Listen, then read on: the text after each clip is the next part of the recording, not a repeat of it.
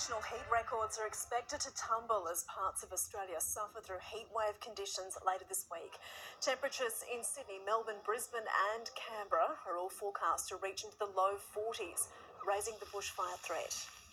That heat wave that's coming across the country that's going to impact on South Australia, Victoria and then New South Wales, add that with strong winds, you've got the worst possible circumstances and also so much fire in the landscape.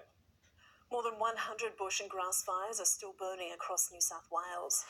Meanwhile, an arsonist is suspected of lighting several fires in Western Sydney. One blaze tore through grass and bushland behind a row of factories at St Mary's, and a car was set on fire and destroyed at a nearby golf course.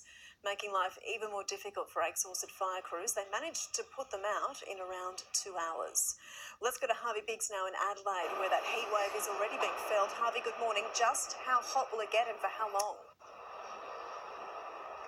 Absolutely scorching hot today, Davina, and it's going to get hotter as the week progresses. We're on track for 40 degrees today in Adelaide, 42 tomorrow, 41 Thursday and 44 by Friday. And in some of our regional centres, it's going to get even hotter, 1,300 kilometres northwest of here. At Oak Valley, it's on track for 49 degrees by Thursday. Now, that's going to nudge Australia's hottest ever recorded temperature of 50.7 degrees in 1960 at Oodnadatta, also in South Australia, a long way north of here. It's on track for 47 degrees tomorrow. Places like Port Augusta and Renmark, 48 degrees. Elizabeth in Adelaide's northern suburbs, 47 degrees by Friday. So a heat wave has been declared here for the next 4 days. A code red has been issued.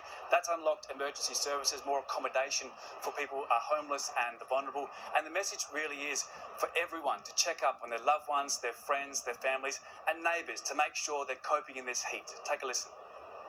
We know that heat waves are a silent killer in our community. Many people don't realise the number of deaths that the community experiences. So we could possibly have the hottest ever day in Australia in the next 4 days, Davina. That is the average maximum temperature across the cities. It was set in 2013 at 40.3 degrees, so almost anywhere across the country it's going to be hard to escape this heat. Let's just hope everyone stays safe, Harvey. Thank you. Well, A stark warning tonight that Sydney could be without drinking water within 2.5 years unless we get significant rain or even tighter water restrictions. And now there's a more pressing concern, protecting what's in the dam from being contaminated by ash and debris from bushfires. At Warragamba Dam today, haze the only hint of a threat nearby, a huge fire front producing ash and debris that poses a risk to our drinking water. Water authorities are now considering booms and curtains to intercept contaminants. We want to just make sure we don't put unnecessary pressure on our filtration and water treatment systems. The fear that expected late January storms will wash that debris into the catchment. The flip side, unless we get significant rain, this dam will be empty by May 2022. The water level at Warragamba has fallen from 63.7% a year ago to just 45.6% today, and it's still falling. But the last 7.5% is considered dead storage because it sits below the outlets, taking water to treatment plants.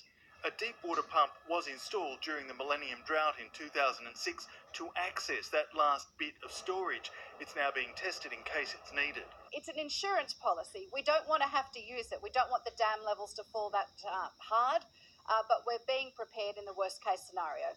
Experts are also reconsidering a plan to dig 60 bores at Emu Plains, Leonay and Wallachia, which could potentially supply treated drinking water for 300,000 homes. Water restrictions introduced in June and tightened again just this week are expected to help by reducing the amount of water we use by almost 14%, making businesses such as this much more popular at the moment. At the Gold Car Wash at Alexandria, the parade of dirty cars is longer than usual, with water restrictions a clear consideration. I know at home you can't wash only with a bucket. However, I need to wash my car. Eddie Meyer, 9 News.